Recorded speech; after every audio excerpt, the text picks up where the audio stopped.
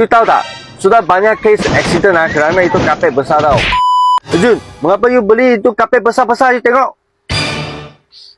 Besar kecil sama harga mah memang angka besar lah. Mengapa? Angka kecil angka rugi.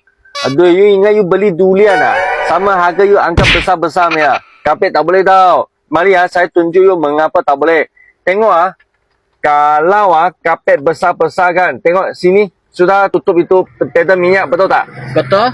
You tahu tak? Kalau you sudah tutup sini you tekan minyak masuk, kadang kalau dia sini akan sangkut tau. Kalau sangkut you ingat kereta tak ada pijak minyak dia pun pergi tau.